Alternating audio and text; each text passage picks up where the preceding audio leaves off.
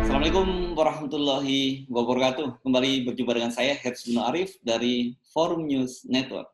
Hari ini hari Jumat tanggal 18 Desember akan berlangsung unjuk rasa besar-besaran di sejumlah daerah di seluruh Indonesia. Sementara di Jakarta akan dipusatkan di depan istana. Dan di istana Presiden ini yang akan menjadi korlap adalah Aliansi Nasional Anti Komunis NKRI, disebut dengan ANA atau disingkat dengan ANA NKRI.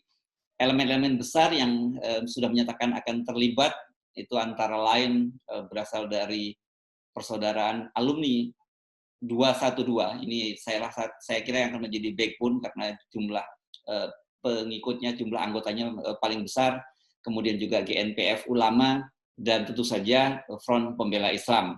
Aksi juga akan digelar di berbagai daerah dan salah satunya di Jogja juga sudah menyatakan akan melakukan unjuk rasa besar-besaran dengan tagline Jogja Bergerak.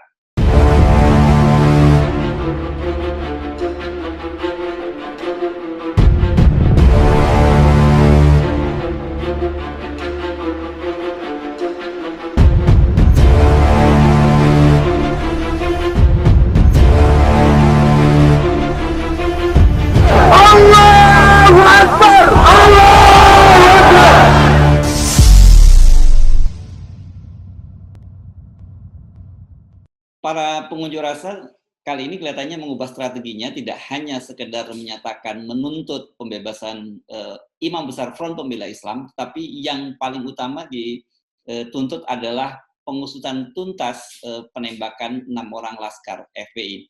Dan isu yang diangkat adalah isu kemanusiaan. Ini saya kira isu yang tepat karena masalah kemanusiaan ini tidak hanya menjadi persoalan FPI, tapi menjadi persoalan dari seluruh umat manusia di dunia ini, bukan hanya di Indonesia. Kalau sudah berkaitan dengan isu kemanusiaan ini, biasanya akan menjadi isu internasional.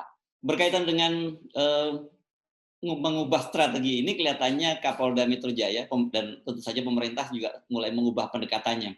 Mereka tidak lagi menyampaikan narasi kekerasan, seperti disampaikan oleh Kapolda Metro Jaya, Irjen Pol Fadil Imron. Mereka akan menggelar operasi kemanusiaan. Ini tentu saja menarik. Kenapa? Karena Fadil Imron kan seperti kita ketahui selama ini narasinya yang disampaikan selalu keras, berupa pendekatan misalnya tangkap dan sebagainya. Jika masih ada kerumunan, Polda Metro Jaya bersama Kodam Jaya bersama pemerintah daerah akan melaksanakan operasi kemanusiaan. Kami akan melaksanakan testing dan tracing serta treatment manakala ada kegiatan-kegiatan yang dapat melaksanakan, yang dapat menyebabkan terjadi kerumunan. Nah, ini jadi asik nih kelihatannya, mulai adu strategi. Aksi kemanusiaan kemudian dibalas dengan operasi kemanusiaan. Berkaitan dengan itu, di Jakarta sudah dilakukan rekayasa lalu lintas. Karena seperti biasa jika terjadi aksi unjuk rasa itu, apalagi kemudian di depan istana, kemacetan akan terjadi di mana-mana. Tetapi sekarang tentu saja akan berkurang karena pemerintah sudah memberlakukan work from home 75% untuk Jakarta, mengingat peningkatan COVID di Jakarta memang sangat tinggi. Meskipun kali ini unjuk rasa tidak terpusat di Jakarta, tapi di berbagai daerah juga akan menggelar aksi yang sama, polisi tampaknya tetap mengantisipasi kemungkinan ada air bah berupa aliran massa dari berbagai daerah. Di beberapa tempat sudah dilakukan penyekatan.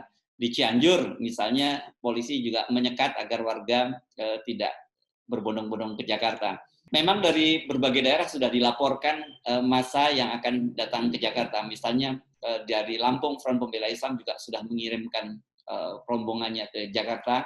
Dan dari Lampung ini sudah diantisipasi oleh polisi. Jadi mereka sudah menghadang sejumlah rombongan yang akan berangkat menuju Jakarta.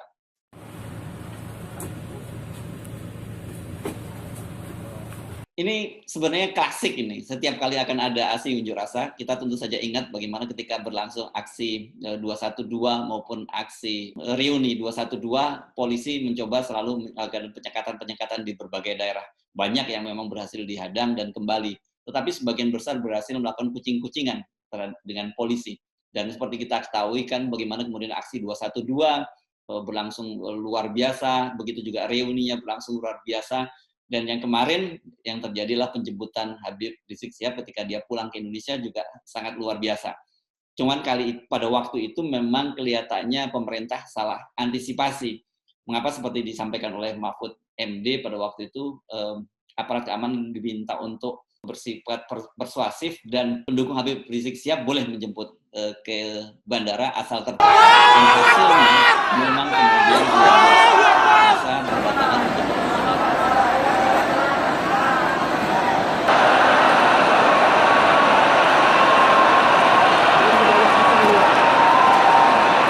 Kelihatannya fenomena membludaknya massa di bandara itu yang sekarang diantisipasi mati-matian oleh polisi. Bagaimanapun juga tentu saja Fadil Imron tidak mau nasibnya sama dengan pendahulunya Irjen Pol Nana Sujana yang menuruti instruksi dari Mahfud MD dan kemudian dampaknya dia dicopot dari jabatannya. Fadil misalnya sudah mengantisipasi dengan melakukan berbagai kerjasama dengan Kodam Jaya. Dan beberapa kali sudah melakukan show of force, misalnya antara lain dia juga pernah melakukan patroli bersama dengan prajurit dari Kodam Jaya.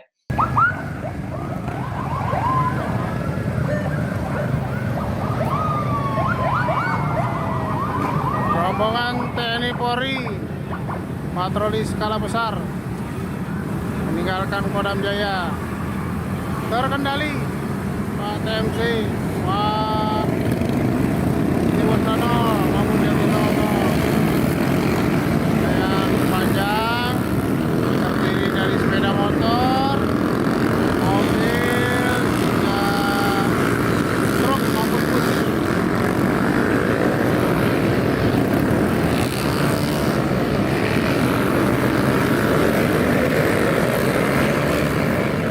Upaya polisi untuk melakukan operasi-operasi penggembosan kegiatan ini sebenarnya sudah berlangsung beberapa hari sebelumnya.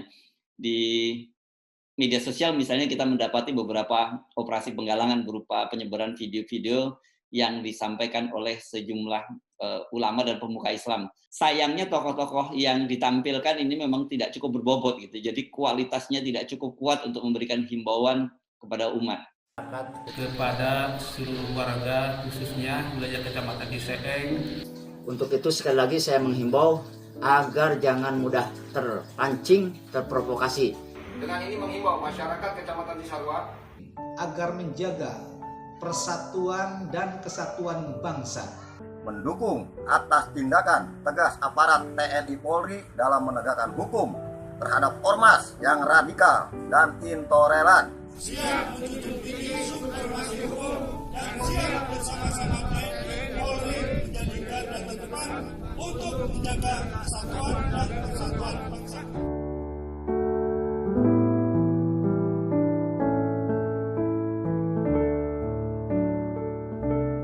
Betapa tidak terencananya operasi-operasi penggembosan terhadap Habib Rizik Syihab ini misalnya juga tercermin yang terjadi di Banda Aceh. Beberapa hari lalu terjadi aksi unjuk rasa yang disebutkan sebagai anti HRS atau anti Habib Rizik Syihab.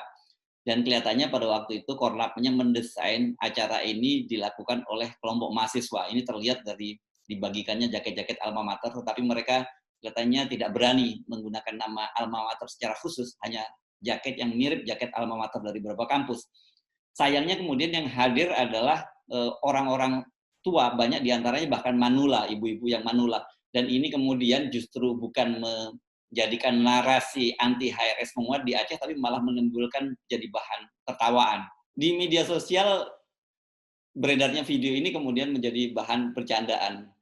Salah satunya yang mengledek kegiatan ini adalah Fadlizon, anggota DPR RI dari Gerindra ini memang selama ini selalu pasang badan dalam kasus ini dan dia berdiri paling depan dalam kasus pembunuhan 6 orang Laskar FPI. Kita tidak tahu berapa besar jumlahnya, apakah jutaan seperti yang diperkirakan atau ratusan ribu atau hanya puluhan ribu. Tetapi yang jelas bahwa aksi-aksi semacam ini apalagi dalam dunia digital begini memang sudah mengglobal. Misalnya concern soal kematian Laskar, 6 orang Laskar, kematian 6 orang Laskar FPI ini tidak hanya menjadi concern bagi rakyat Indonesia saja yang ada di dalam negeri, tapi sejumlah diaspora Indonesia di berbagai belahan dunia juga berunjuk rasa menuntut penuntasan kasus tersebut. Misalnya contohnya seperti yang di Swiss dan Australia berikut ini. Assalamualaikum warahmatullahi wabarakatuh. Saya bersama 2 teman saya ini dari Swiss mengecam pelanggaran HAM atas terbunuhnya 6 warga sipil yang tidak berdosa oleh aparat kepolisian. Kami bertiga mendesak Komnas HAM untuk mengusut secara tuntas agar kebenaran ditegakkan. Stop kriminalisasi para ulama. Kami bertiga dari Swiss bersama Habib Rizik. Allahu Akbar. Allahu Akbar. Kami masyarakat Indonesia di Melbourne dengan ini menyampaikan pernyataan sikap. 1. Mengecam dengan keras pelanggaran HAM atas terbunuhnya 6 warga negara tidak berdosa oleh aparat kepolisian. 2. Mendesak agar Presiden dan DPR membentuk tim gabungan pencari fakta yang independen. 3. Menyatakan agar pemerintah menghentikan kriminalisasi ulama dan tokoh-tokoh kritis. 4. Meminta pemerintah untuk fokus pada permasalahan bangsa yang sangat mendesak seperti penanganan coronavirus, hutang negara, Omnibus Law, dan korupsi. Hentikan politik pecah belah, kegaduhan politik, selamatkan Indonesia tercinta. Unjuk rasa pengerahan massa besar-besaran di masa pandemi seperti saat ini memang seharusnya tidak perlu terjadi. Satu yang paling utama adalah adanya persoalan kesehatan. Karena bagaimanapun kita tahu bahwa sekarang penularan virus COVID malah semakin meninggi. Dan kedua tentu saja dari sisi ekonomi, kan ekonomi rakyat kita sedang sulit.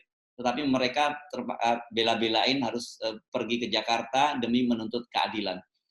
Jadi sebenarnya kuncinya sederhana. Kalau kemudian pemerintah bersikap adil, menerapkan hukum dengan tegas, unjuk rasa besar-besaran semacam ini tidak perlu terjadi. Jadi aturan itu diterapkan pada semua pihak. Jadi tidak memandang apakah dia oposisi atau dia pendukung pemerintah.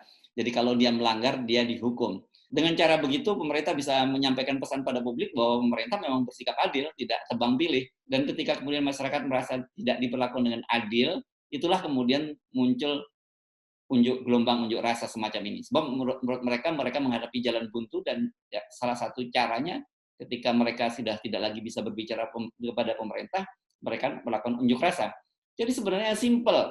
Kalau pemerintah ingin agar unjuk rasa semacam ini tidak terus berulang, tidak menguras tenaga, biaya, pikiran, tidak perlu ada pengerahan pasukan. Kuncinya hanya satu, adil.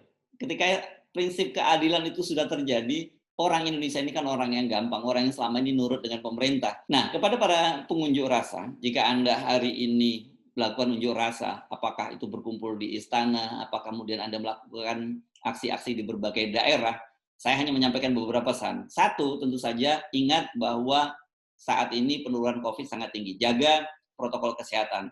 Boleh berkumpul tetapi tetap menjaga jarak, pakai masker, dan juga perhatikan kebersihan lain, soal tangan, makanan, dan sebagainya Anda harus perhatikan. Jangan sampai setelah unjuk rasa ini kemudian terjadi Anda terkena infeksi corona. Yang kedua, jangan terprovokasi. Karena biasanya ketika ada kerumunan massa seperti ini, pasti akan ada kelompok-kelompok tertentu yang mencoba memancing kerusuhan. Bisa saja itu mereka adalah orang-orang yang sependapat dengan gerakan Anda, tetapi bisa juga operasi-operasi itu dilakukan oleh orang-orang yang kontra dan tidak sepakat dengan gerakan Anda. Jadi mereka mencoba membuat kerusuhan dan kemudian mendiskreditkan Anda sebagai kelompok perusuh, menggelar unjuk rasa dan kemudian melakukan kerusuhan. Ini hati-hati. Jadi hati-hati, jangan sampai terpancing oleh provokator.